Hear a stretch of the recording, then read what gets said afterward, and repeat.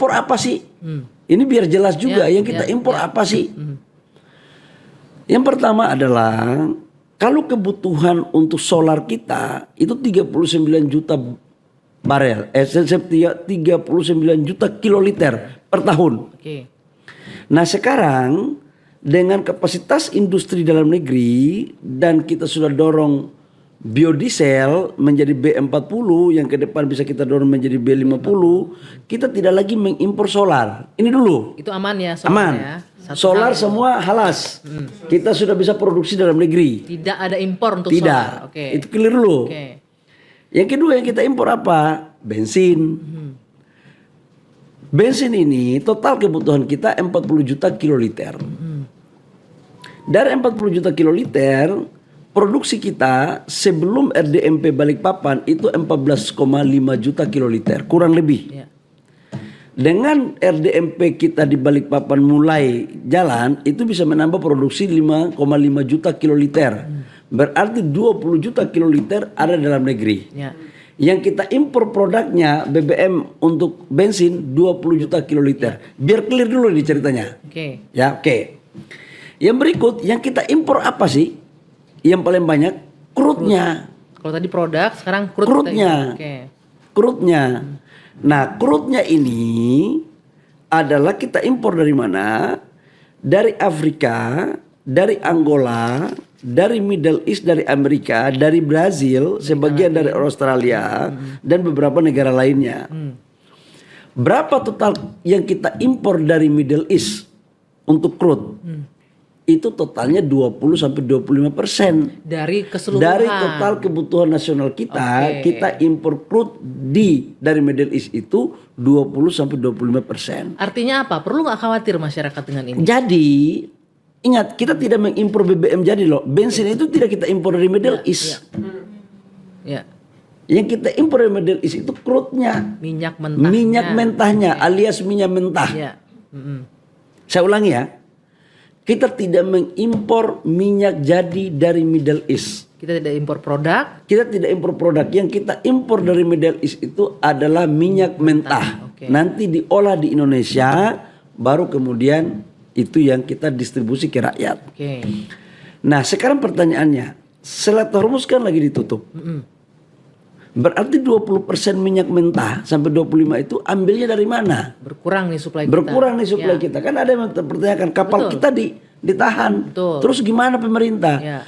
Makanya jauh-jauh hari sebelum perang ini terjadi, atas perintah Bapak Presiden Prabowo, kami itu sudah menjajaki peluang untuk melahirkan order di negara lain.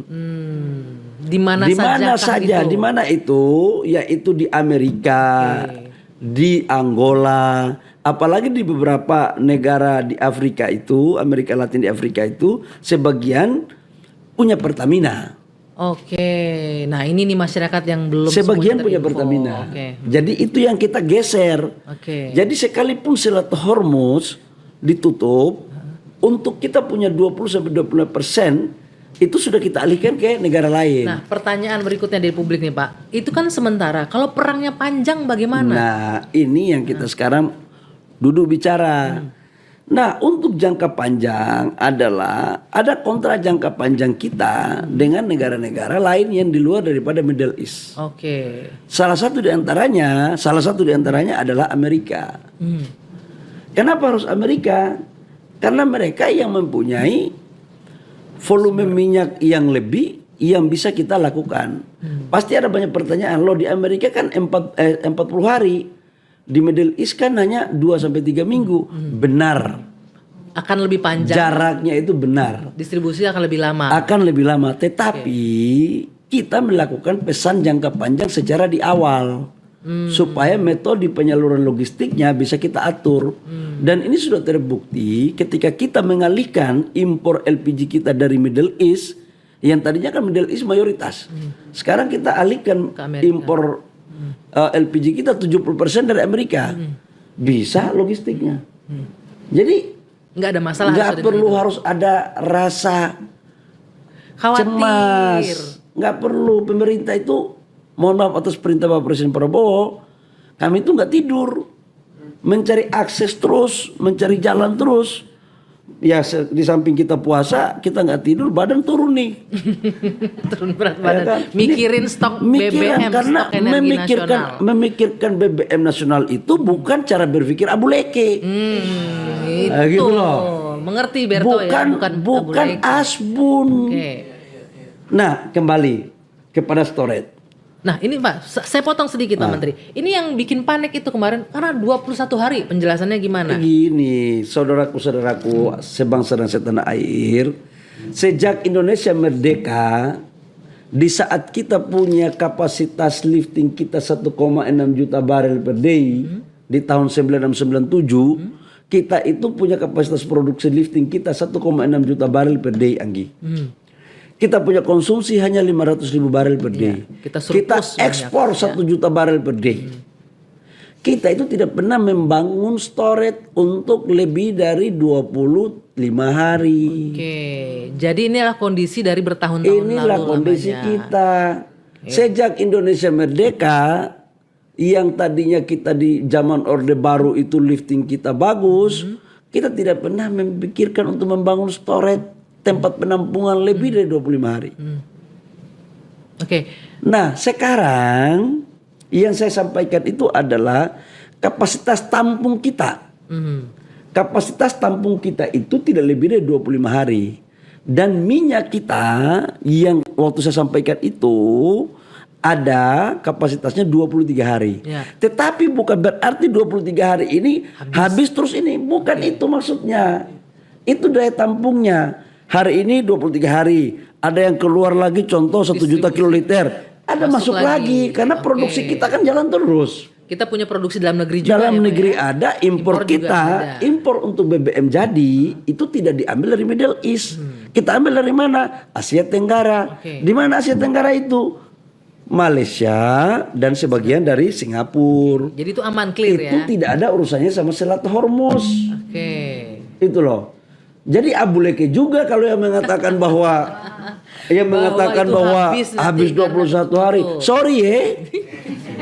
Sorry ya Berto, Jadi itu jelas maksudnya tuh. Oke. jangan dipelintir. Jadi contoh hari ini 3 hari keluar. Produksi kita di kilang kita terus. keluar, masuk lagi, isi lagi. Jadi kalau dia itu kita- semacam bak. Tahu nggak ada bak? Kalau saya di kampung dulu nggak ada air pump. Ada air bak. Bak itu menampung hujan. Iya, iya, Oke? iya. Kapasitasnya mungkin cuma 3 ton. Begitu hujannya tidak ada, airnya ditampung di situ. Iya. Kami pakai mandi, Habis tuh. habis mungkin setengah. Ya.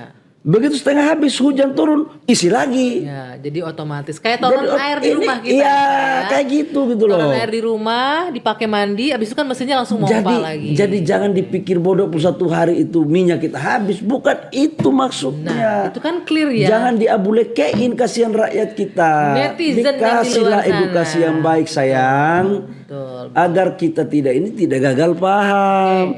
Pakailah kecerdasan kita ini untuk menyampaikan hal yang benar, informasi yang benar.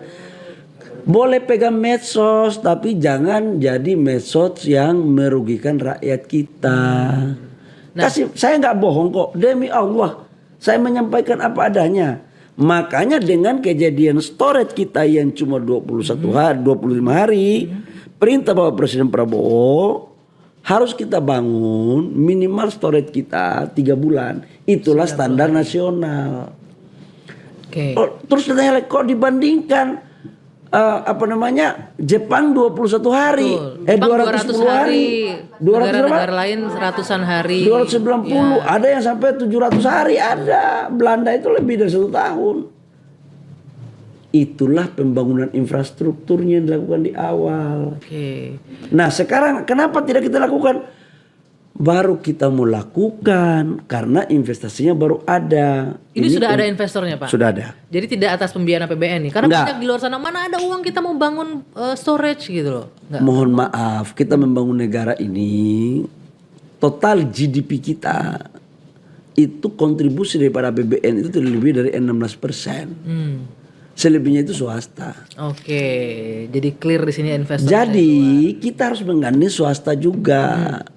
Nah. Untuk di samping dia kita suruh dia bangun tidak pakai dana APBN, tapi itu menjadi cadangan negara kita dan setiap orang yang mau beli Pertamina ataupun perusahaan lain untuk membangun refinerinya ambil dari situ. Oke. Belinya pakai apa? Rupiah. Oh, jadi Supaya apa? Devisa kita tidak keluar. Jadi negara tidak lagi mengeluarkan devisa, tetapi pihak swasta yang membangun storage itu, kemudian dia juga kita kasih ruang untuk bisa membeli crude dari luar, tapi market cap-nya ada di dalam negeri. Kenapa? Karena kita punya butuh 1 juta barel per day. Oke. Jadi peluang kita kasih sebagai sweetener kepada pihak swasta untuk dia melakukan investasi. Jadi sekali lagi ya, mohon seluruh saudara-saudaraku sebangsa dan setanah air, yang dimaksud dengan BBM 21 sampai 23 hari itu adalah cadangan yang ada sekarang, tapi bukan berarti itu habis baru ini bisa masuk terus itu. Otomatis. 2 hari 3 hari masuk kayak tandon di air itu loh. Ya. Kayak begitu. Jadi jangan dipelintir-pelintir. Udahlah kalau mau politik-politik tunggulah 2029 nanti pileg lagi baru pilpres Masih lah. jauh. Ini masih jauh. Gitu Kita ya. kita berpikir untuk rakyat. Betul. Kita ini kondisi sekarang bukan kondisi yang normal. Kondisi ini tidak normal semua dunia. Itulah kemudian kita berpikirnya juga dengan hati yang normal. Oke. Jangan setiap tikungan dipelintir terus. Akibatnya panik buying terjadi Pak di mana-mana. Saya mohon kepada saudara-saudara saya tidak usah panik buying. Oke. Insya Allah BBM kita, LPG kita, negara akan hadir. Dan satu lagi Anggi, saya kemarin baru habis rapat sama Bapak Presiden. Oke. Dari atas. Di-spill Pak, isinya apa Pak? Tidak akan ada kenaikan BBM sampai dengan Hari Raya Idul Fitri selesai. Oh. Ini yang ditunggu-tunggu Pak. Apa betul itu Jadi- Pak? Karena kan masyarakat tetap khawatir nih. Saya mewakili masyarakat nih Pak ya. Kondisi geopolitik lagi memanas. Konsumsi pasti meningkat lebaran ini. Apa iya nanti harganya